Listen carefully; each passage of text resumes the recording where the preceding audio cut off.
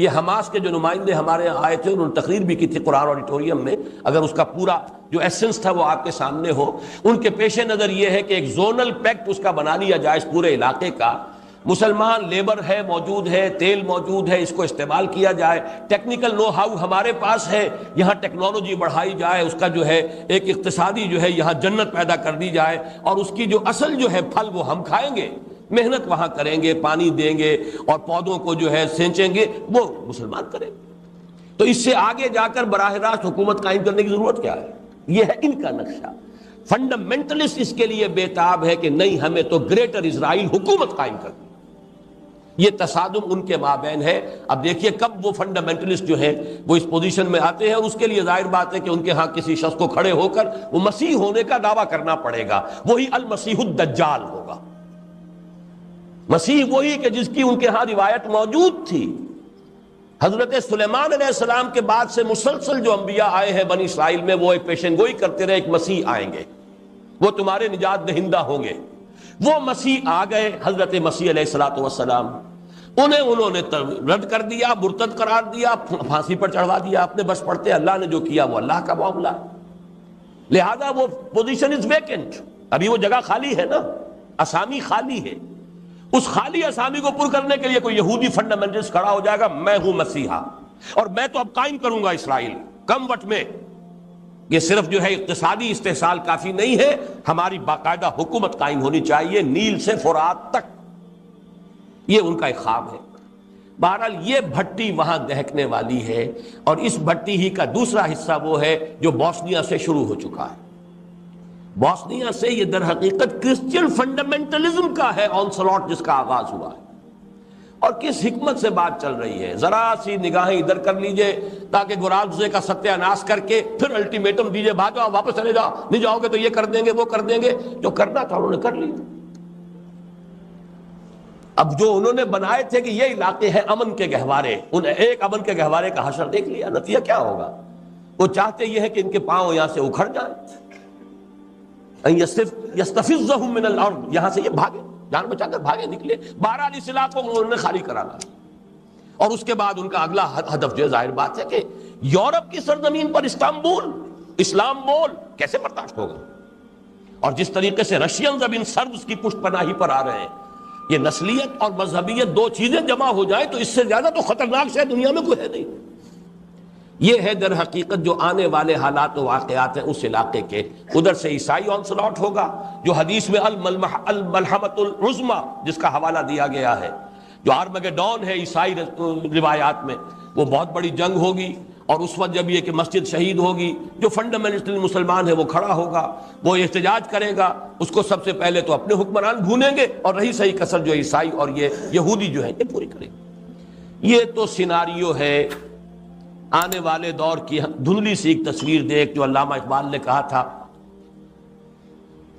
کھول کر آنکھیں میرے آئینہ افکار میں، آنے والے دور کی دھندلی سی ایک تصویر دیکھ۔ تو یہ احادیث سے جو نقشہ سامنے آتا ہے، اور اب تو معلوم ہوتا ہے کہ وہ حالات جو سٹیج ہیز بین سیٹ، وہ سارے کے سارے معاملات آنے والے ہیں۔ اب آ جائیے جب کہ عالم اسلام کا قلب اور میسرہ تو اس حال میں ہے، گویا کہ اب ساری توجہ جو ہے اب ہماری مرکوز ہونی چاہیے اس کے دائیں بازو کی طرف، میمنہ، دائیں بازو۔ یہ دائیں بازو کسی زمانے میں تو مسلسل تھا، ایران، افغانستان، ترکستان کے دو حصے تھے، روسی ترکستان ہو گیا، بعد میں چینی ترکستان ہو گیا، پہلے تو یہ ایک ہی علاقہ تھا۔ ہندوستان بنگال سے ہوتا ہوا، برما سے ہوتا ہوا، پھر سیدھا چلا گیا، پھر یہ جاوا، سماٹرا، بورنیو، یہ سارا علاقہ جو اب ملائیشیا اور انڈونیشیا، یہ بڑا مسلسل رائٹ ونگ تھا عالم اسلام کا۔ لیکن یہ کہ اب بھارت درمیان میں ہے، جیسے خنجر کی شکل ہے اسرائیل کی، وہ عالم اسلام کے قلب میں پیوست ہے۔ نقشے میں جب بھی دیکھیں گے وہ خنجر نظر آئے گا، بعین ہی کشمیر کا وہ دستہ ہے، اور نیچے وہی ٹرائنگل جو ہے بھارت کی، وہ اس عالم اسلام کے میمنہ کے اندر، سینے کے اندر چونکہ نصب ہے، لہذا یہ دو حصوں میں تقسیم ہو چکا ہے۔ نوٹ کر لیجئے، یہ پورا جغرافیہ اپنے ذہن میں جما لیجئے۔ ایک حصہ وہ ہے جسے ہم کہیں گے وسط ایشیائی مسلم بلاک، اس وقت نہیں ہے بلاک کی شکل میں، پوٹینشل بلاک ہے، جغرافیائی اعتبار سے بلاک ہے۔ ایران، افغانستان، پاکستان، اور ان کے بارے میں ذرا یہ تشبیہ میرے ذہن میں آئی ہے، آپ کو بھی منتقل کر رہا ہوں، اور چونکہ اب یہ ریکارڈنگ ہو رہی ہے اس کے ذریعے سے یہ بات ہم انشاءاللہ دور دور تک پہنچائیں گے، اسی لیے بعض باتیں جو میں نے پہلے کہی ہیں دہرا رہا ہوں۔ نقشے پر دیکھیں گے تو پاکستان اور ایران ایسے ہیں جیسے رحل کے دو بازو ہوتے ہیں، اور جیسے اس کے اندر قرآن رکھا ہوتا ہے ایسے افغانستان جو ہے اس رحل کے اندر رکھا ہوا ہے، یا یوں کہیے دو بازوؤں کے درمیان گود میں پاکستان اور ایران کی گود میں افغانستان ہے۔ اور جیسے افغان کا جو ہے اوپر پگڑ بہت بڑا ہوتا ہے، ضمیر جعفری صاحب کا شعر کوئی صاحب مجھے یاد کرا دے، بڑا پیارا شعر تھا افغان کے بارے میں کہ سر پہ لیے پھرتا ہے پورا افغانستان، اتنی بڑی پگڑی باندھی ہوتی ہے کہ پورا افغانستان معلوم ہوتا ہے کہ سر پہ اٹھائے پھر رہا۔ تو وہ جو پگڑی ہے ان تین ملکوں کے اوپر، وہ ترکستان کے وہ علاقے ہیں، یہ سب شمال میں ہمارے، کہیں وہ ترہ بڑا نکل گیا ہے، قازقستان جو ہے وہ بہت دور تک نکل گیا ہے، باقی زیادہ تر علاقے جو ہیں وہ تو افغانستان کے، کچھ ایران کے، یہ شمال میں واقع ہیں۔ یہ ہے سینٹرل ایشیا کا مسلم بلاک، جغرافیائی طور پر تو اب بھی بلاک ہے، ویسے بلاک کی شکل میں نہیں ہے لیکن ایک پوٹینشل بلاک کی حیثیت رکھتا ہے۔ اس کے بعد بھارت، ادھر چین، ان دونوں ملکوں کے بارے میں بھی ایک بات نوٹ کیجئے، جتنے مسلمان اس وقت پاکستان، افغانستان اور ایران میں ہیں تقریباً اتنے ہی مسلمان بھارت میں، وہ ہے مائنورٹی، تعداد گنیے ذرا ان کی، اس لیے کہ وہاں کے لوگ کہتے ہیں کہ 20 کروڑ سے کم ہم نہیں، 18 سے تو لازماً کم نہیں، تو گن لیجئے ایران، افغانستان، پاکستان، اور جتنے مسلمان اس روسی ترکستان کے علاقے کے اندر آباد ہیں اتنا ہی مسلمان تقریباً چینی ترکستان کے اندر آباد ہیں۔ تو یہ ایک تو ہے وہ بلاک، ان چار حصوں کا کہیے، ویسے ممالک تو کئی بن جائیں گے، یہ ترکستانی ریاستیں تعداد میں تو کئی ہیں، لیکن چار سمجھیے، ایران، افغانستان، پاکستان اور روسی ترکستان، یہ ایک بلاک ہے۔ ساتھ جو علاقہ ہے بھارت، اس میں 15 کروڑ، 18 کروڑ یا 20 کروڑ مسلمان، ادھر تقریباً 7 کروڑ لگ بھگ جو ہیں وہ چینی ترکستان کے اندر۔ اس نقشے کو ذہن میں جمائیے۔ اس کے بعد وہ مشرقی بازو ہے، اس کے بارے میں مجھے تفصیل سے زیادہ عرض نہیں کرنا، اس میں انڈونیشیا ہے، کہا یہ جاتا ہے کہ پوری دنیا میں مسلمان آبادی کا سب سے بڑا ملک، اس کو عیسائیت نے اس طرح ٹارگٹ کیا ہے، اتنے بڑے پیمانے پر مشنری ایکٹیویٹی ان کی ہے، اور اتنے بڑے پیمانے پر کنورشن ہو رہی ہے، اور حکومت کی سطح پر اتنا تعاون ہے عیسائیوں کے ساتھ، مسلم فنڈامنٹلزم کو کرب کیا جاتا ہے کہ سنگ و خشت مقید ہے اور سگ آزاد، اور ساری سرکاری مشینری جو ہے وہ عیسائی مشنریز کو وہاں پر سپورٹ کرتی ہے۔ ان کا دعویٰ یہ ہے کہ اگلی صدی کے ربع اول کے اندر عیسائی مشنری، باقاعدہ ان کے یہ ریٹن کلیمز ہیں، ہم انڈونیشیا کو خالص عیسائی ملک بنا لیں گے۔ ہوگا کیا یہ تو اللہ جانتا ہے، لیکن یہ کہ دعویٰ ان کا ہے۔ ملائیشیا ہے، بڑا اچھا ملک ہے، بڑے صاف ستھرے لوگ ہیں، سیدھے، لیکن یہ کہ ایک تو چھوٹا ملک، کوئی حیثیت نہیں، دوسرے یہ کہ وہاں چینی جو ہے مائنورٹی بڑی ایکٹیو ہے۔ اس کے بعد بنگلہ دیش ہے، بہرحال وہ ہمارا ہی جسم کا ایک حصہ ہے سابق، وہاں پر بھی جو سیکولرزم ہے اس کا تقریباً فیصلہ کن غلبہ ابھی ہے، واللہ عالم، لیکن یہ کہ بیچ میں بھارت ہے۔ اس لیے اصل جو میں سمجھتا ہوں کہ وہ یہ جو پوٹینشل جو ہے وسط ایشیائی مسلم بلاک، یہ ہے کہ جس پر ہماری توجہ کو مرکوز ہونا چاہیے۔ اس میں خاص طور پر دو حدیثیں جو میں نے اس سے پہلے کئی مرتبہ نوٹ کرائی، آج پہ نوٹ کر لیجیے۔ ایک تو وہ حدیث کے جو سنن ابن ماجہ میں ہے، حضرت عبداللہ ابن حارث رضی اللہ تعالی عنہ سے، کہ حضور نے فرمایا صلی اللہ علیہ وسلم، یخرج ناس من المشرق یعطئون للمہدی یعنی سلطانہ، مشرق سے لوگ آئیں گے، نکلیں گے، جو جب وہاں پہ بھٹی دہکے گی مڈل ایسٹ میں، اور وہاں پر مسلمانوں کی قیادت ایک صاحب کے ہاتھ میں ہوگی جن کے بارے میں پیشین گوئیاں ہیں، وہ مہدی کا لفظ جو ہے اس سے وہ شیعوں والے مہدی کو آپ قیاس نہ کیجئے، بہرحال مسلمانوں کے قائد ہوں گے، اللہ عطا فرمائیں گے۔ خون اسرائیل آ جاتا ہے آخر جوش میں، توڑ دیتا ہے کوئی موسیٰ طلسم سامری، تو خون اسماعیل محمد الرسول اللہ صلی اللہ علیہ وسلم دودھ محمد صلی اللہ علیہ وسلم میں سے اللہ اٹھا دے گا کسی کو. وہ کوئی امام غائب نہیں ہے جو حاضر ہوں گے، اس وقت پیدا ہوں گے، ہو سکتا ہے پیدا ہو چکے ہوں، اور اس لیے کہ اب دور نہیں ہے معاملہ. بہرحال جب وہاں پر وہ بھٹی دیکھے گی تو مدد کے لیے یہاں سے جائیں گی فوجیں جو ان کی حکومت وہاں قائم کریں گی. اس کا مطلب ہے یہاں پہلے کچھ ہو چکا ہوگا تب نہ. یخرج ناس من المشرق، مشرق جزیرہ نما عرب کا مشرق یہی ہے.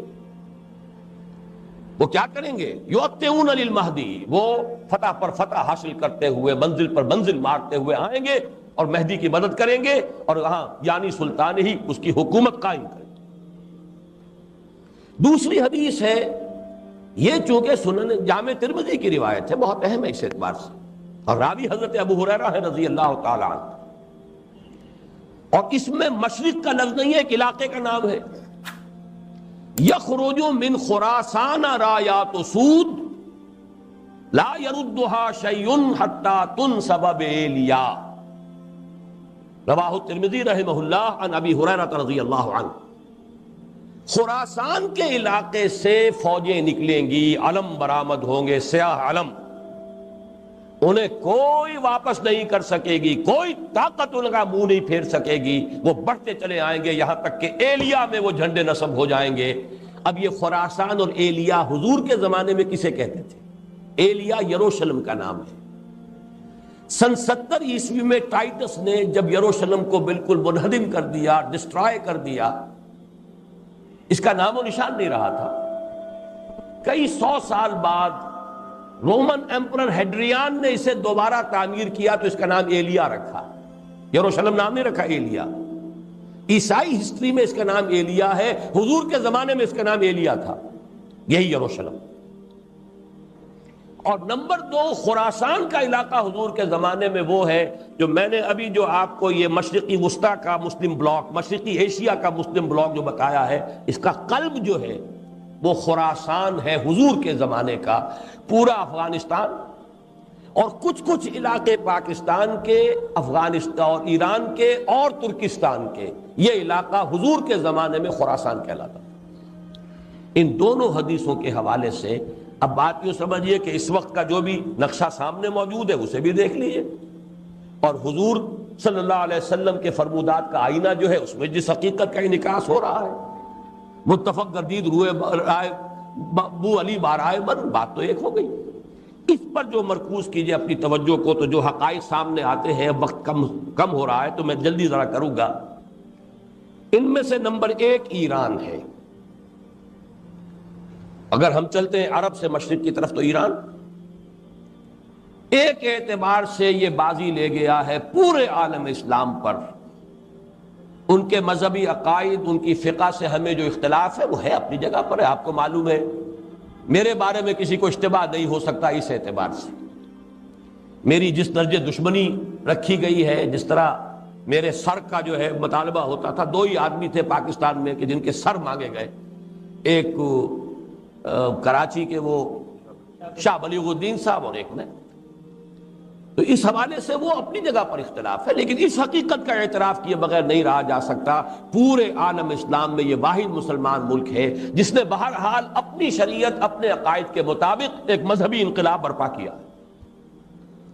اور پورے عالم اسلام میں مذہبی سطح پر، حکومت کی سطح پر فنڈامنٹلسٹ صرف ایک ملک ہے، یا دوسرا جو ہے تھوڑا سا وہ ہے سوڈان، لیکن اس کی اہمیت اس لیے نہیں کہ وہ کسی عوامی انقلاب سے نہیں بنا، بلکہ وہ تو ایک فوجی انقلاب سے شکل بنی ہے جو بھی بنی ہے. اللہ کرے اس میں استقامت ہو، اس سے یقینی کوئی نتیجہ برآمد ہو جائے. خبریں بھی اچھی آ رہی ہیں، لیکن میں تو دنیا کا جو پرسپیکٹو ہے اس کے حوالے سے عرض کر رہا ہوں کہ اس پہلو سے ایران ان کا ٹارگٹ ہے، ٹارگٹ نمبر 1 ایک خاص اعتبار سے. ٹارگٹ نمبر 1 ایک دوسرے اعتبار سے ہم ہے، وہ میں بعد میں عرض کروں گا. چونکہ حکومت کی سطح پر فنڈامنٹلزم ہے اور وہ آیا ہے ایک عوامی انقلاب کے نتیجے میں، پھر ان کے پاس تیل کی دولت ہے، اس کے خلاف اکنامک سینکشنز بھی ہو جائیں تو اگر لیبیا کھڑا ہو سکتا ہے تو بہرحال وہ بھی کھڑا ہو سکتا ہے. اور نقشہ وہ دنیا کو دکھا چکا ہے کہ لڑا دے ممولے کو شہباز سے، یہ نقشہ بھی اس نے دکھا دیا. یہ ہے ایران کا معاملہ. نمبر 2 پاکستان. پاکستان 400 برس کی تجدیدی مساعی کا امین ہے، امانت دار ہے۔ پورے ہندوستان میں مجدد الفسانی رحمت اللہ علیہ، شاہ ولی اللہ دہلوی رحمت اللہ علیہ، سید احمد بریلوی رحمت اللہ علیہ اور ان کا جہاد، پھر اس 20ویں صدی عیسوی میں یا 14ویں صدی ہجری میں علامہ اقبال جیسا مفکر، مولانا مودودی جیسا مصنف، مولانا الیاس جیسا مبلغ، شیخ الہند جیسا مجاہد حریت، پورے عالم اسلام میں ان کا پیرلل کوئی موجود نہیں۔ یہ 400 سال کی تاریخ ہے، اس کی امانت، اور اس کے نتیجے میں یہاں کے مڈل کلاس میں فنڈامنٹلزم کا ایک نیوکلیس ہے، اگرچہ حکومت کی سطح پر کوئی پیش رفت نہیں ہو سکی آج تک، بلکہ اب تو پسپائی ہو رہی ہے، اب پیچھے ہٹ رہے ہیں۔ وہ ہمارے ان سیاسی جو بھی زعماء ہیں، جو جماعتیں ہیں، ان کی غلطی اور الیکشن ہی کو واحد میدان بنا کر اس کے اندر اپنا سارا وقت و توانائیاں اور قوتیں ضائع کر دینا، یہ ہے در حقیقت جس کا کہ یہ صدا مل رہی ہے کہ اس اعتبار سے تو پسپائی کی طرف ہے معاملہ، کسی پیش رفت کی طرف نہیں ہے۔ لیکن باہر والے تو دیکھتے ہیں نا کہ اندر کیا کچھ مواد موجود ہے۔ اگر مڈل کلاس میں وہ فنڈامنٹلزم کا بارود موجود ہے تو کسی بھی وقت اس کے اندر جو ہے وہ کوئی دھماکہ ہو سکتا ہے۔ دوسری بات جو ان کے لیے ایک اعتبار سے ٹارگٹ نمبر 1 ہمیں بنا رہی ہے، وہ ہمارا ایٹمک نو ہاؤ ہے، پورے عالم اسلام میں اور کسی کے پاس نہیں۔ اسلامی بم اگر بنے گا تو یہی بنے گا۔ یہ ہے مختلف اسباب جس کے بنا پر ایران اور پاکستان کو آپ بریکٹ کر لیجئے، یہ اس نیو ورلڈ آرڈر یا آج کی میری گفتگو کے حوالے سے یہودی اور عیسائی گٹھ جوڑ کا جو ٹارگٹ نمبر 1 ہے، ایک اعتبار سے ایران ہے، ایک اعتبار سے پاکستان ہے۔ افغانستان میں 10 لاکھ سے زیادہ جانیں دی جا چکی ہیں، جو بھی ہوا ہے، ہر طرح کے لوگ اس جہاد میں شامل تھے، پھر جو آپس کے اختلافات ہیں، اس جہاد فساد بن چکا ہے، لیکن اس سب کے باوجود نوٹ کر لیجئے یقیناً وہاں بہت سا خون نہایت خلوص کے ساتھ اور بہت سی جانیں نہایت اخلاص کے ساتھ دی گئی۔ ہو نہیں سکتا کہ یہ خون رنگ نہ لائے، اگرچہ سزا ہمیں مل رہی ہے اس غلطیوں کی جو کی گئی، تربیت کی طرف توجہ نہیں ہوئی، یا یہ کہ ایک امیر کے پیچھے جہاد نہیں کیا گیا۔ جہاد اسلامی کی شرط لازم ہے یہ ایک امیر کے اطاعت۔ ذرا سی خطا ہوئی تھی صحابہ کرام سے، 35 صحابہ سے غزوہ احد میں، اور وہ سزا اللہ نے دی ہے کہ 70 صحابہ شہید ہو گئے۔ تو اگر صحابہ کو سزا دی اللہ نے تو ہمیں کیوں نہیں دے گا؟ وہ سزا مل رہی ہے۔ بہرحال یہ سزا کا وقت ختم ہوگا، لیکن اس وقت جان لیجئے جو پوٹینشل ہے وہاں اسلام کے لیے، یہ یو این او کے پیٹ میں جو درد اٹھتا ہے، یہ مستری صاحب کوئی ہے جو اس وقت پتہ نہیں کیا وہاں پر اپنا مستری پنا کر رہے ہیں۔ ظاہر بات ہے یو این او کا نمائندہ بطرس غالی کا نمائندہ آئے گا تو وہ تو اس آپس کے اختلافات کو اور بھڑکائے گا۔ ان کے اپنے مقاصد ہیں، وہ مدد دیتے ہیں تو کسی وجہ سے دیتے ہیں۔ اب پھر مروڑ اٹھتا ہے ان کے پیٹ درد میں، جو پیٹ کے اندر مروڑ اٹھا ہے کہ پھر مدد آنی چاہیے، اتنے کروڑ ڈالر جو ہے وہ ڈیمانڈ کی گئی ہے کہ مدد ہونی چاہیے۔ بہرحال کچھ نہ کچھ وہ اپنا اس خیر کا پردہ ہے، اسی کے اندر اپنے شر کے جو مذموم عزائم میں پورے کرتے ہیں۔ لیکن یہ کہ افغانستان کا مسئلہ یہ ہے، پاکستان اور ایران کے درمیان مفاہمت ہو جائے تو گود میں افغانستان رکھا ہے، پھر یہ کہ وہاں کا معاملہ بھی سلجھنے کا اور حل ہونے کا امکان زیادہ ہو جائے گا، اور اگر ان دونوں کے درمیان کے بھی کوئی مفاہمت نہیں ہوتی تو کوئی امکان نہیں۔ وہاں بھی آپ کو معلوم ہے جو مختلف فیکٹرز ہیں، ان میں سے ایک شیعہ سنی فیکٹر بھی ہے وہاں کے فساد کا۔ باقی رہ گئے جو اوپر کے شمالی علاقے ہیں، وہ قازقستان سے لے کر اور آذربائیجان وغیرہ کے علاقوں تک، یہ ظاہر بات ہے کہ ان کے بارے میں تو میں نے بات آپ کو بتائی تھی، ڈاکٹر جاوید اقبال صاحب نے مجھے ایک ملاقات میں بتایا تھا، جہاں میں گیا ہوں وہ کہتے ہیں کہ وی نیڈ اے ماڈل۔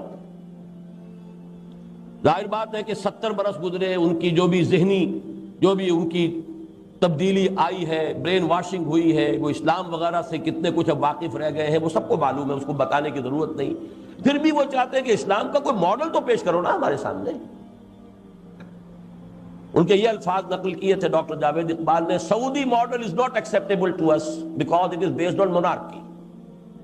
اسلام کے نام سے تو یا تو سعودی عرب کے اندر کوئی حکومت ہے، کوئی قوانین وغیرہ شریعت کے ہیں، تو وہ تو ہمیں اس لیے قابل قبول نہیں، وہ بادشاہت ہے۔ An Iranian model is also not acceptable to us because it is based on theocracy۔ یہ ایک مذہبی طبقے کی حکومت ہے۔ یہ بھی ہمارے لیے ناقابل قبول، تو کوئی ماڈل چاہیے ہمیں۔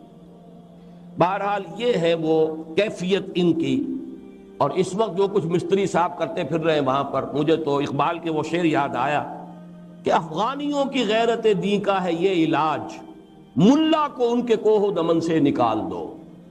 یہ جو بھی ابلیس کی جو بھی ہدایت تھی، تو شاید وہی کچھ کر رہے ہوں کہ یہ جو بھی فنڈامنٹلسٹ ہیں ان سے کسی طریقے سے قیادت چھین کر، بہرحال اس میں جو بھی غلطیاں، خامیاں، کوتاہیاں خود ان کی ہیں وہ اپنی جگہ پر ہے، سارا الزام شیطان پر نہ ڈالیے، ہمارے اپنے کرتوت جو ہے وہ اپنی جگہ پر ہے۔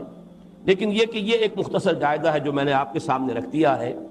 اس کے بعد مشرق میں چلیے، چین میں آپ کو بتا چکا ہوں، چین کے بارے میں البتہ چند اور حقائق میں آپ کو نوٹ کرا دینا چاہتا ہوں۔ نمبر ایک، بہت بڑی طاقت ہے، بہت بڑی ایٹمک پاور ہے، اور اس نیو ورلڈ آرڈر کے لیے a hard nut to crack and a head ایک، ابھی تک وہ مسئلہ قائم ہے۔ نظام کے اعتبار سے وہاں صورت یہ بن گئی ہے کہ ایک نظام کو چھوڑ کر آ تو رہے ہیں رفتہ رفتہ، لیکن کوئی چونکہ دوسرا نظام سامنے ہے نہیں، لا محالہ ان کی پیش رفت بھی پھر وہی مغرب کا جو بھی نظام ہے سودی اسی کی طرف ہوگی، اس لیے دوسرا ماڈل کوئی موجود نہیں۔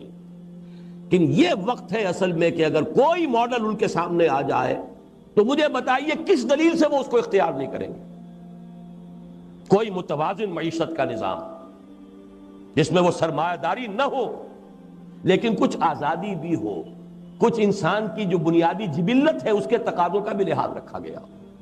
آج جب میں یہ نوٹس بنا رہا تھا مجھے واقعہ یاد آیا مولانا عبید اللہ سندھی رحمۃ اللہ علیہ کا۔ دیکھیں کس طرح تاریخ اپنے آپ کو دہرا رہی ہے۔ اس وقت ایک چڑھتی آندھی تھی، یہ سوشلزم اور کمیونزم کا انقلاب آیا تھا 1917 میں، اور تقریباً 1920 کے آس پاس مولانا عبید اللہ سندھی جو ہے وہ پہنچے ہیں روس، اس لیے کہ جیسے حضرت شیخ الہند کو گرفتار کر لیا تھا شریف حسین والی مکہ نے، اور گرفتار کر کے انگریزوں کی خدمت میں پیش کر دیا، یہی حشر ان کا ہونے والا تھا، اس لیے کہ حضرت شیخ الہند کے نمائندے کی حیثیت گئے تھے وہاں سے مدد لینے کے لیے۔ انہیں بر وقت اطلاع مل گئی، وہ روس کا بارڈر کراس کر کے روس کی طرف چلے گئے۔ ہندوستان میں تو آ نہیں سکتے تھے، وہ تو غدار تھے، باغی تھے، انگریز کے۔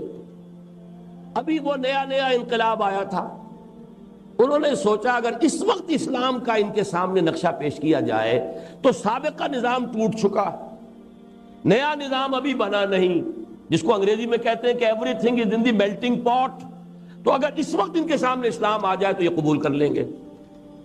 لینن سے انہوں نے انٹرویو مانگا، لینن بستر مرگ پر تھا اس وقت، اس نے معذرت کی، ٹراٹسکی سے گفتگو ہوئی، ٹراٹسکی نے بڑی پیشنٹ ہیئرنگ دی ہے، بڑی تفصیل سے بات سنی ہے، سن کر جواب یہ دیا ہے کہ مولانا نظام تو یہ بہت عمدہ ہے جو آپ نے پیش کیا ہے، لیکن کہیں آپ نے اسے قائم کیا ہے؟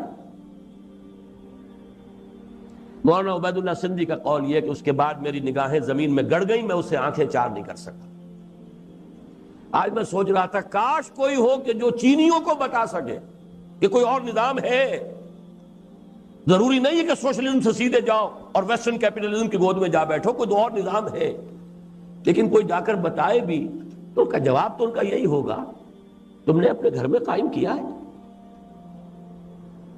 جب تک وہ ماڈل نہ ہو، یعنی وہ دور وہ تھا جبکہ یہ انقلاب ابھی آگے بڑھ رہا تھا، جس کو کہا تھا کسی نے، مولانا ظفر علی خان نے، کہ ایک جھوٹ کا چلتا جھکڑ ہے، ایک مکر کی اٹھتی آندھی ہے، تو وہ جھکڑ یا آندھی ابھی اٹھ رہی تھی اس وقت وہ واقعہ ہوا۔ آج وہ معاملہ یہ ہے کہ کم سے کم رشیا تو خیر اس معاملے سے کہ وہ تو ویسٹ کی گود میں گیا، اس کا معاملہ جو ہے وہ بالکل اس مسئلے میں، لیکن مشرق میں چین کی ایک طاقت ایسی موجود ہے، ابھی وہ پسپائی کچھ کر رہی ہے، رک کر، اگر اس وقت کہیں پیش ہو لیکن کوئی ماڈل سامنے آ جائے۔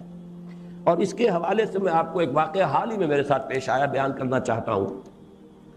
ایک کیپٹن شفقت اللہ صاحب ہے جو فوج میں تھے، بہت سینئر آدمی، اور اس وقت پھر ان پر اسلامی جذبہ اتنا غالب ہوا کہ فوج کی سروس چھوڑ کر وہ مڈل ایسٹ میں رہ گئے، اور مفتی امین الحسینی کے ساتھ انہوں نے بہت وقت صرف کیا ہے۔ پچھلے دنوں اچانک وہ آئے ملاقات کے لیے، اور یہ ساتھی تھے جنرل فضل حق جو گورنر رہے ہیں، جو ضیاء الحق صاحب کے بھی ساتھیوں میں سے تھے اور گورنر رہے ہیں پھر صوبہ سرحد کے، ان کے ساتھیوں میں سے تھے۔ تو انہوں نے مجھے بتایا کہ جو سمٹ کانفرنس ہوئی تھی 1974 کی، 1974 کی ایک بات کا حوالہ آج پہلے بھی آ چکا ہے، اسی کا دوبارہ میں حوالہ دے رہا ہوں۔ اس موقع پر وہ بھی مفتی امین الحسینی کے ساتھ تھے، آئے تھے یہاں۔ انہوں نے کہا کہ ایک دفعہ نہایت ٹھنڈی آہ بھر کر مفتی صاحب نے کہا، ایک چینی وفد کہیں انہوں نے دیکھا تھا، کوئی چینی مسلمان آئے تھے حج کے لیے، عالم اسلام سے تو میں بالکل مایوس ہو چکا ہوں، مجھے تو کوئی امید اب ہے تو ان سے۔ یہ مفتی اعظم امین الحسینی کا یہ قول، وہ کیپٹن ریٹائرڈ شفقت اللہ صاحب مجھے ابھی میں سمجھتا ہوں 3-4 ہفتے ہوئے ملاقات کے لیے آئے تھے، وہ مجھے بتا کر گئے۔ میں اسی کے حوالے سے چند باتیں آپ سے رکھ رہا ہوں۔ پھر یہ بات بھی عرض کر چکا ہوں کہ تقریباً 6 کروڑ مسلمان، بہت بڑا علاقہ وہاں ہے، چینی ترکستان جسے آپ کہتے ہیں۔ اس سے ساتھ ہی ذرا ذہن میں رکھیے بھارت کا معاملہ ہے، 15 کروڑ سے لے کر 20 کروڑ تک کی مسلمان آبادی۔ ہم جب بھارت کا لفظ لیتے ہیں تو معلوم ہوتا صرف ہندو ہندو آباد ہے وہاں۔ یہ کہنا مشکل ہے کہ سب سے بڑا مسلمان ملک دنیا میں انڈونیشیا ہے یا بھارت ہے۔ تعداد یا تو انڈونیشیا میں ہے مسلمانوں کی سب سے زیادہ، 15 کروڑ کے لگ بھگ، اور اگرچہ میں جو مائنورٹی ہے ہندوستان میں، لیکن تعداد کے اعتبار سے ایک ملک میں تقریباً ان کے ہم پلہ ہیں، یا یہ کہ ان سے بھی آگے ہیں، واللہ عالم۔ اور ایک رائے جو میں نے کچھ دنوں سے کئی مرتبہ اپنی تقریر میں بیان کی ہے، شمس نوید عثمانی رحمۃ اللہ علیہ، ان کا بھی انتقال ہو گیا، رامپور کے ایک بہت بڑے عالم دین تھے، ان پر کچھ مضامین پھر میں نے الفرقان میں اب پڑھے ہیں نکلوا کر۔ انہوں نے جو بات کہی ہے شاہ ولی اللہ کے حوالے سے بھی ہے، کچھ پرانے جو ہندو اسکرپچرز ہیں ان کے حوالے سے بھی ہے، کہ ہندوستان کے بارے میں توقع ہے کہ وہاں بھی ایک اسلامی انقلاب آئے گا، اور ہندو جو ہے یہ حضرت نوح علیہ السلام کی امت میں سے، منو، یہ مہانو کا بدلہ ہوا شکل ہے۔ بہرحال حضرت ابراہیم علیہ السلام کے بعد چونکہ تمام نبوت جو ہے وہ حضرت ابراہیم کی نسل میں رہی ہے، لہذا حضرت ابراہیم اور حضرت نوح کے درمیان کا جو وقفہ ہے، ظاہر بات ہے اس میں بھی تو انبیاء آئے ہیں، ان کے حوالے سے یہ بات جو ہے کسی درجے میں صحیح ہو سکتی ہے، لیکن یہ کتاب اب چھپ چکی ہے ان کی پاکستان میں، اگر اب بھی نہ جاگے تو، نام عجیب سا ہے ٹائٹل اس کتاب کا، لیکن آپ لوگ اس کو لے کر پڑھیے۔ یہ ہے میرا جائزہ اس وقت کے عالم اسلام کا۔ اب میں آپ کے سامنے بڑی مختصر الفاظ میں 5 نکاتی ایک پروگرام ہے کہ جو پیش کر رہا ہوں کہ عملاً ہمیں اس میں کرنا کیا۔ پہلی بات، اہم ترین بات، 100 باتوں کی ایک بات، جس کے یوں سمجھیے کہ ہاتھی کے پاؤں میں سب کے پاؤں کے مثال سے ساری باقی باتیں اسی پر مبنی ہیں، وہ تو یہ کہ اس ارض پاکستان میں ایک اسلامی انقلاب برپا کیا جائے، ساری توجہ اس پر مرکوز کی۔ یہ نہیں ہوتا، اگر یہ نہیں تو بابا پھر سب کہانیاں ہیں، ادھر کی مدد ادھر کی مدد، ادھر کی بھاگ ادھر کی دوڑ، ادھر کی سوچ ادھر کے بارے میں فکر، کچھ حاصل نہیں ہوگا اگر یہاں ہم کچھ نہیں کر سکتے، ماڈل یہاں پیش کر سکے۔ تو یہ ریاستیں جو ہیں روسی ترکستانی ریاستیں تو پکار کر کہہ رہی ہیں وی نیڈ اے ماڈل۔ سارا علم اور فکر دین کے نام پر جو بھی ہوا ہے ان 1400 سالوں کے بعد، یعنی وہ سمجھیے کہ 400 سالوں کے دوران جو سیکنڈ 1000 ایئر ہے، الف ثانی، اس سب کا جو ہے وہ تو در حقیقت امین پاکستان ہے۔ پاکستان اسلام کے نام پر بننے والا واحد ملک۔ کاش کہ ہمارے دینی جماعتوں کو، مختلف طبقات کو اس سلسلے میں اپنے طریقہ کار پر نظر ثانی کی توفیق عطا ہو جائے، اس کی دعا کی۔ طاقت ہے، خلوص ہے، اخلاص ہے، جذبہ ہے، اصل معاملہ جو ہے جہاں پانی مر رہا ہے وہ طریقہ کار کا ہے۔ اور اندیشہ اصل میں یہ ہے اگر انتخابات سے مایوسی ہوگی تو پھر کوئی چھاپے مار اور کوئی اس طرح کی کوئی تشدد پسندانہ ایکٹیویٹیز شاید شروع ہو جائیں، اور وہ اس سے زیادہ خوفناک اور خطرناک ہے اور مضر ہوگی اپنے مقصد کے اعتبار سے۔ اصل یہ ہے کہ منہج نبوی کی اساس پر، اسی کی بنیاد پر، لن يصلح آخر هذه الامة الا بما صلح به اولها، اس اصول پر منہج انقلاب نبوی کی بنیاد پر کام کیا جائے۔ اور اسی کے لیے میں نے عرض کیا تھا کہ یہ جو دوسرا گروپ ہے جس کی 2 آیتیں میں آپ کو سنا چکا ہوں پہلے، یا ایھا الذین آمنوا من یرتد منکم عن دینہ فسوف یأتی اللہ بقوم یحبهم ویحبونہ اذلۃ علی المؤمنین اعزۃ علی الکافرین یجاہدون فی اللہ فی سبیل اللہ ولا یخافون لومۃ لائم۔ یہ جو اوصاف ہے 6، دو دو کے تین جوڑے. یہ اللہ تعالیٰ جنہوں نے پہلے سے کمر کسی ہوئی ہے انہیں توفیق دے کہ ساتھیوں مشوروں کو تیز کرو، وہ اپنی جد و جہد کو اور بڑھائیں اور ہمت کریں. اور جو لوگ ان تمام حقائق کے پیش نظر اگر اب وہ کمر کس لیں کہ اب ان صلاتی و نسکی و محیایا و مماتی للہ رب العالمین، اب ہمیں اسی کے لیے جینا اور مرنا ہے، تو ان اوصاف کو پہلے اپنے اندر پیدا کرنے کی کوشش کریں. جیسے اقبال نے کہا ہے کہ ہو صداقت کے لیے جس دل میں مرنے کی تڑپ، پہلے اپنے پیکرے خاکی میں جان پیدا کرے. یہ روحانی جان ضروری ہے اس انقلاب کے لیے. وہ روحانی جان کیا ہے؟ اللہ ان سے محبت کرے گا، وہ اللہ سے محبت کرے. جائزہ لیں ساری محبتوں میں ٹاپ پر اللہ کی محبت ہے یا نہیں؟ مال، اولاد، جان، جائیداد، پروفیشن، جو بھی کچھ ہے، ان سب سے اوپر محبت اللہ کی ہے تو فرسٹ کوالیفیکیشن پوری ہو گئی. اور یہ نہیں ہے تو یہیں فیل ہو گئے تو آگے بڑھنے کی ضرورت ہی نہیں. اذلۃ علی المؤمنین اعزۃ علی الکافرین. اہل ایمان کے حق میں بہت نرم اور کافروں کے حق میں بہت سخت. ہو حلقہ یاراں تو برے شم کی طرح نرم، اور رزم حق و باطل ہو تو فولاد ہے مومن. کل ہی شاید یہاں حدیث صبح بیان کی گئی، من احب للہ وابغض للہ واعطى للہ ومنع للہ فقد استکمل الایمان. محبت کرو تو صرف اللہ کے لیے محبت کرو. کسی سے دشمنی ہے تو اللہ کے لیے ہو، اپنی کسی ذات کی رنجش کی بنا پر نہ ہو. دین کے لیے ہو، بغض ہو، نفرت ہو، دین کی وجہ سے ہو. تعلق کا انقطاع ہو، دین کی وجہ سے ہو، مبارک ہے. لیکن اور کسی وجہ سے نہیں. کسی سے کچھ روکا جائے تو اس لیے کہ اللہ کو اس کا روکنا پسند ہے، کسی کو کچھ دیا جائے تو اس لیے کہ اللہ کو اس کا دینا پسند ہے. یہ کیفیت ہو جائے تو ایمان کی تکمیل ہوتی ہے.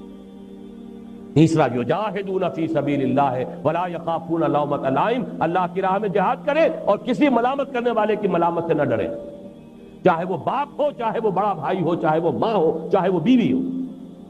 کرنا ہے، لگانا ہے اپنے آپ کو اللہ کے دین کے لیے، کوئی راضی ہو چاہے ناراض ہو. جب تک یہ شکلیں نہیں ہوتی، یہ 6 اوصاف ہے، دو دو کے 3 جوڑے.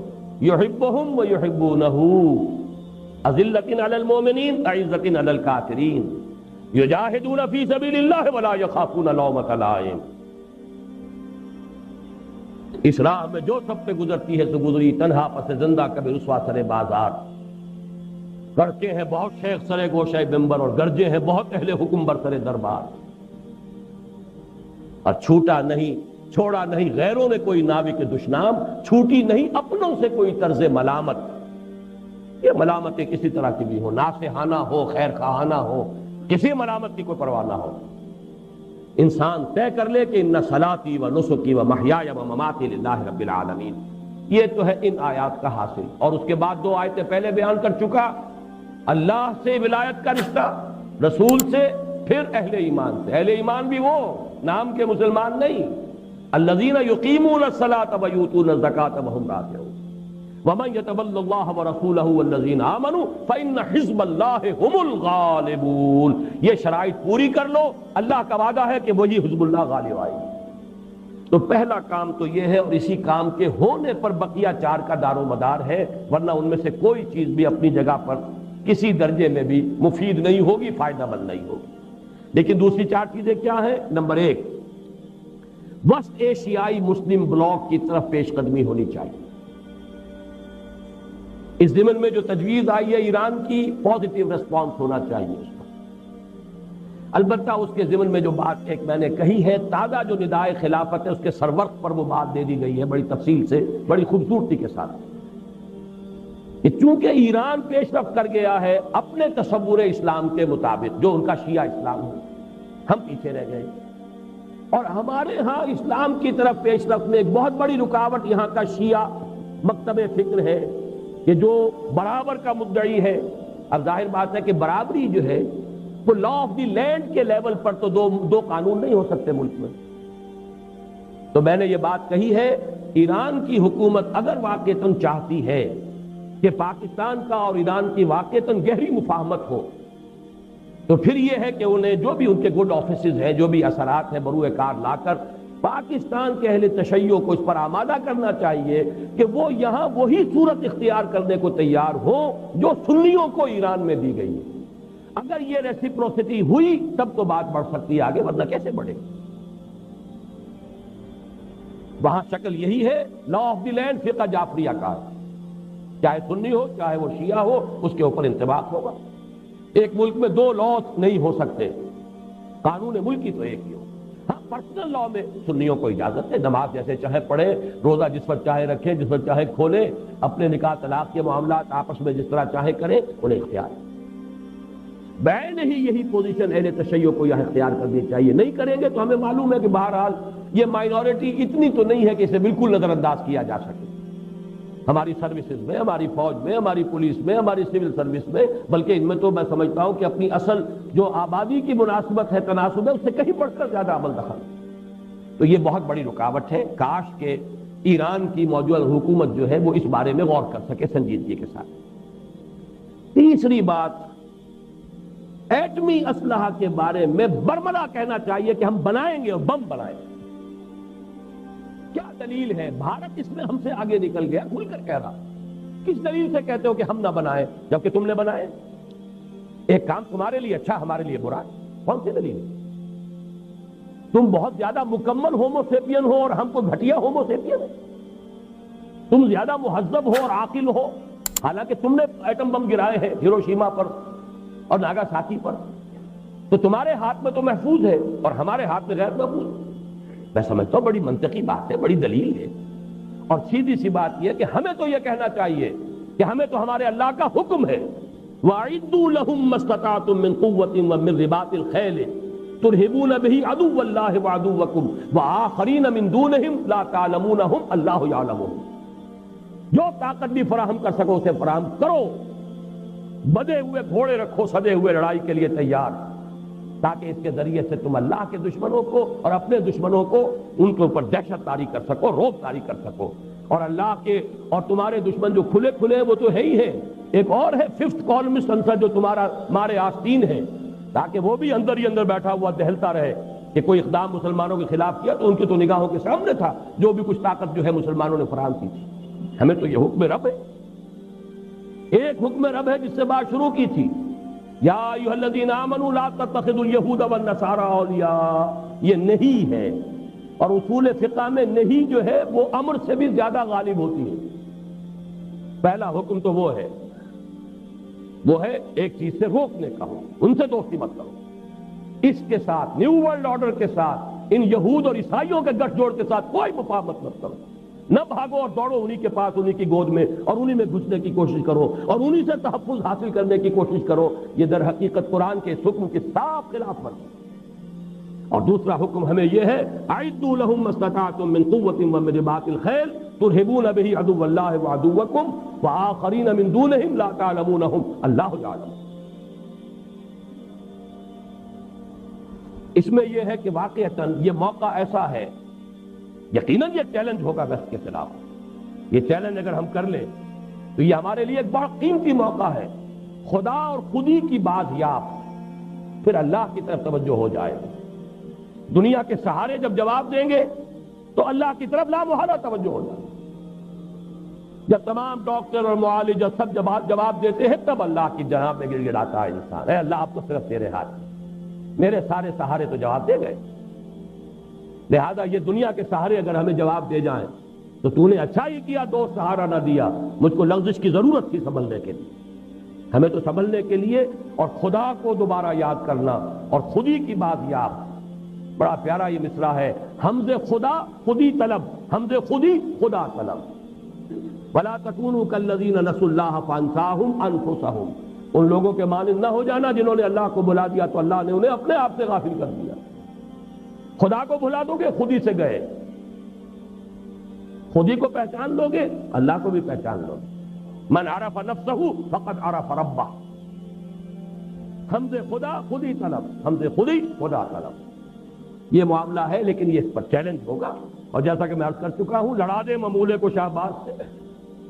بہرحال ایران نے اس کا ایک نقشہ پیش کیا، ہزاروں کی جانیں جو ہے قربان کی، کتنی بڑی طاقت کے ساتھ جو ہے عراق حملہ آور ہوا تھا، پورا عرب، پوری طاقت، پورا پیسہ پیچھے ہوا، مغرب کی اس کی طاقت. آخر ایک قوم مرنے پر آمادہ ہو جائے اسے کوئی شکست نہیں دے سکتی. پھر یہ کہ اس میں اللہ کی مدد، اللہ کی نصرت. وہ آیت میں سنا چکا ہوں آج پہلے ایک مرتبہ، ان ینصرکم اللہ فلا غالب لکم، اگر اللہ تمہاری مدد کرے گا تم پر کوئی غالب آ نہیں سکتا. وَإِن یخذلکم، اگر وہ تمہیں چھوڑ دے، فمن ذا الذی ینصرکم من بعدہ، تو پھر کون ہے جو تمہاری مدد کرے گا. اس امریکہ بہادر نے، کل مجھے بڑا پیارا جملہ معلوم ہوا عابدہ حسین کا، وہ اخبار میں سرخی سی تھی. آج بھی پاکستانی یہی سمجھتا ہے کہ امریکہ بادشاہ مدد کرے گا. یہ ہماری نفسیات کا جز بن چکا ہے. امریکہ بادشاہ مدد کرے گا. اس امریکہ بادشاہ نے جو کچھ سن 65 میں کیا تھا اسے یاد کرو. اس امریکہ بادشاہ نے جو کچھ سن 71 میں کیا تھا اسے یاد کرو. اس کا 6 فلیٹ جو ہے پتہ نہیں کہاں رہ گیا تھا، کون سی وادی میں ہے اور کون سی منزل میں ہے. آتا رہا، سنتا رہے، سنتے رہے، آ رہا ہے. کہاں آیا؟ ہمارا تو بیڑا غرق ہو گیا. وہ فلیٹ آیا یا نہیں آیا، وہ تو ہمارا تو بیڑا غرق ہو گیا. تاریخ انسانی کی بدترین شکست ہمارے قلم کا ٹیکا تو بنی بات ہے. 93,000 ہمارا کڑیل، چاہے وہ جرنیل تھے اور چاہے وہ سپاہی تھے، وہ اس ہندو کے قیدی بنے کہ جن کے لیے یوں سمجھیے کہ جن پر کہیں 1000 برس، کہیں 800، کہیں 600 برس ہم نے حکومت کی تھی. بہرحال چوتھی چیز چین کے ساتھ دوستی اور مفاہمت. اس میں مجھے کچھ زیادہ کہنے کی ضرورت نہیں ہے، میں پہلے عرض کر چکا ہوں. لیکن اس میں اس لیے زیادہ کہنے کی ضرورت نہیں کہ یہ ہماری تاریخ کا اسی طرح سے ایک جز بن گیا ہے کہ اس کے خلاف کسی کا ذہن نہیں ہوگا. عارضی طور پر جو شکل پیدا ہوئی ہے وہ یقیناً بہرحال اس وقت کے لیے ہمارے لیے، اگر ہم اس سے جاگ جائیں تو وہ بھی ایک بڑی ہمارے لیے ایک نعمت ثابت ہو سکتی ہے کہ اس کا جو بھی گرم جوشانہ ہماری تائید تھی کشمیر کے مسئلے پر وہ آج نہیں رہی. جو کچھ ہوا ہے، ہماری اس قرارداد کا حشر ہوا ہے اور جو سبکی ہوئی ہے پاکستان کی. بہرحال اس کے باوجود چین جو ہے ابھی، چونکہ میں عرض کر چکا ہوں نیو ورلڈ آرڈر کے لیے ابھی وہ ہارڈ نٹ ہے، ابھی وہ کھڑا ہے. ہو سکتا ہے کہ کسی وقت جو ہے خم کھا جائے، پھر کوئی طاقت نہیں رہے گی ظاہری طاقتوں میں. اس اعتبار سے اس کے ساتھ بھی مفاہمت. آخری بات جس کے لیے اب وقت نہیں ہے، میں صرف اشارہ کر رہا ہوں، بھارت کا مسئلہ ہمارے لیے ہماری نفسیات کے اعتبار سے، ویسے تو وہ نفسیات تقریباً 1000 سالہ پرانی نفسیات ہے جس کا کہ مظاہرہ ہوا تھا، جیسا کہ آج بھی میرا جو مضمون چھپا ہے جنگ میں، اندرا گاندھی کا وہ قول میں نے نقل کیا ہے کہ we have avenged our 1000 years defeat، 1000 سالہ شکست کا بدلہ چکایا ہے. تو ہندو مسلم نفرت جو ہے وہ تو بڑی طویل ہے، اس میں ان کی محکومیت کا رد عمل بھی ہے، لیکن اس میں لازماً انگریز نے بھی اپنی ڈیوائڈ اینڈ رول پالیسی کے تحت اس کے اندر شدت پیدا کی ہے. اگر کوئی شخص اس کا انکار کرتا ہے تو اس سے بڑا احمق کوئی نہیں اور حق درم کوئی نہیں. کہ 3 عامل ہے یہ جو بھی ہمارے درمیان بد اعتمادی ہے، ایک دوسرے کا خوف ہے، ایک دوسرے سے نفرت ہے. اس میں ایک مزاج ہے، برہمنی مزاج اور بنیا مزاج. لیکن میں نے آج لکھا، اس کو پڑھ لیجیے گا غور سے، کہ وہاں صرف بنیا ہی تو نہیں ہے، راجپوت بھی تو ہے، برہمن ہی تو نہیں ہے، شودر بھی تو ہے. وہ شدر کہ اگر ہم نے کہیں تبلیغ اسلام کا کام کیا ہوتا ریاستی سطح پر، جو کیا بیچارے صوفیوں نے کیا، اپنی ذاتی سطح پر کیا، اگر کہیں ریاستی سطح پر یہاں تبلیغ اسلام کا کام ہوتا تو کوئی ایک شدر بھی رہ سکتا تھا مسلمان ہوئے بغیر. جرم تو ہمارا ہے، میں تو مرمرہ تسلیم کرتا ہوں. ہم ہندوؤں کے مجرم ہیں، ہم نے 1000 برس ان پر حکومت کی ہے، لیکن ہم نے بادشاہت کے ٹھاٹ جمائے ہیں، ہم نے تاج محل بنایا ہے، ہم نے اپنے محل استوار کیے ہیں. یہ حق کیا ہم نے، کام کیا بیچارے کچھ صوفیوں نے کیا ہے، سوکھی روٹی کھا کر اور نمک کے پانی سے روٹی کھا کے نگل کر جو کام کرتے رہے، چاہے وہ گن شکر ہو رحمۃ اللہ علیہ اور چاہے وہ معین الدین اجمیری ہو رحمۃ اللہ علیہ. ریاستی سطح پر کیا ہو؟ بہرحال اس جرم کی بھی ہمیں تلافی کرنی چاہیے. پھر وہاں 18 کروڑ کم سے کم، 15 میں تو شک ہی نہیں ہے، لیکن 18 کروڑ کے لگ بھگ مسلمان موجود ہیں. اردو زبان ہے جو وہاں کے کونے کونے میں سمجھی جاتی ہے، جو ہمارے لیے ایک ذریعہ بن سکتی ہے اپنے خیالات کو. اگر کوئی آپ کے پاس ہے پیش کر غافل عمل، کوئی اگر دفتر میں ہے، اگر پیغام خداوندی ہے تمہارے پاس، پیش کیوں نہیں کرتے؟ میں تو آپ کو ایک واقعہ سنا تو مجھے رونا آ گیا تھا. بامبے میں مجھے ایک صاحب نے خط دکھایا جو مرہٹی زبان میں اب ترجمہ کر رہے ہیں قرآن مجید کا، کہ ایک بڑی ہائیلی ایجوکیٹڈ ہندو عورت کا خط آیا اور اس نے اس میں یہ لکھا، جب اس کے سامنے وہ قرآن کا ترجمہ آیا، آپ لوگ کہاں اس کتاب کو آج تک چھپا کر بیٹھے ہوئے تھے؟ مجرم تو ہمیں. بہرحال معاملہ بڑا پیچیدہ ہے بھارت کا، اور وقت کیونکہ اب ختم ہو گیا ہے تقریباً، تو میں نے جو کچھ لکھا ہے لکھنا شروع کیا ہے، اس میں بات اور آئے گی. ایک بات ضرور عرض کرنا چاہتا ہوں، کشمیر کے مسئلے کی ہڈی جو انگریز پھینک کر گیا ہے، باقی چیزیں اپنی جگہ اختلاف رائے کی گنجائش ہے. جو بے ایمانی ریڈ کلف نے کی تھی، جس کی وجہ سے کشمیر کی یہ ہڈی پھنسی ہے، جس کی وجہ سے ہماری جنگیں ہو چکی ہیں، جس کی وجہ سے کوئی مفاہمت نہیں ہو سکتی، اس کے بارے میں تو کوئی شک نہیں کہ انگریز کا پیدا کردہ اس کی بے ایمانی اور اس کی خیانت کا در حقیقت شاہکار ہے. اس کے لیے بھی ہم یہی چاہیں، وہی میر کا وہ شعر اگرچہ پڑھنا نہیں میں چاہتا کہ جس کے سبب بیمار ہوئے، اب ہم چاہتے وہی UN وہی امریکہ ہمارا کشمیر کا مسئلہ حل کر دے. ہوگا یہی، وہ بندر بہادر سب کھا جائے گا، اور ہندوستان اور بھارت دو بلیوں کی طرح بیٹھتے ہوئے منہ دیکھتے رہ جائیں گے.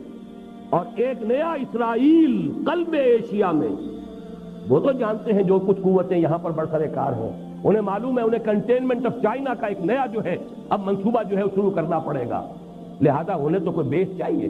ایک اسرائیل انہوں نے ویسٹ ایشیا کے اندر خنجر جو ہے عالم عرب کے قلب میں گاڑا ہے، اور دوسرا اسرائیل انہیں ویسٹ ایشیا کے اندر چاہیے. اور وہ اگر ہوگا یہی معاملہ، اگر یہ UNO یا امریکہ کی کسی میڈییشن کے ذریعے ہوا تو ہوگا آزاد ہوگا یہ، اور یہ امریکہ کا اڈا بن جائے. باہمی مفاہمت کی کوئی شکل ہو، ایران اور چین کے کچھ گڈ آفیسز کو بروئے کار لا کر اس مسئلے کو حل کرنے کی کوشش کی جائے، ورنہ کسی کے ہاتھ پلے کچھ نہیں آئے گا، اور سارا کچھ معاملہ جو ہے یہی نیو ورلڈ آرڈر کی اسکیم جو ہے اسی کی پروموشن کے لیے ایک بہت بڑا مرکز بن جائے. 4 باتیں میں نے عرض کی ہیں. نمبر 1، وسط ایشیائی مسلم بلاک کی طرف پیش رفت. نمبر 2، ایٹمی اسلحہ کی تیاری کا اعلانیہ عزم. چین کے ساتھ دوستی اور مفاہمت. بھارت کے ساتھ کشمیر کے مسئلے کو حل کرنے کے لیے کوئی بائی لیٹرل نیگوسیشن جس میں کہ چائنا اور ایران کے گڈ آفیسز کو استعمال کیا جائے. ہرگز یہ امریکہ یا UNO کے ذریعے اس مسئلے کے کسی حل کے بارے میں کوئی پیش رفت نہ کی جائے. لیکن یہ چاروں بھی ثانوی ہے. اصل شے وہ ہے اس ملک میں اسلامی انقلاب برپا کیا جائے، تب تو یہ چاروں چیزیں ثانوی طور پر بہت بڑی طاقت بن جائیں گی.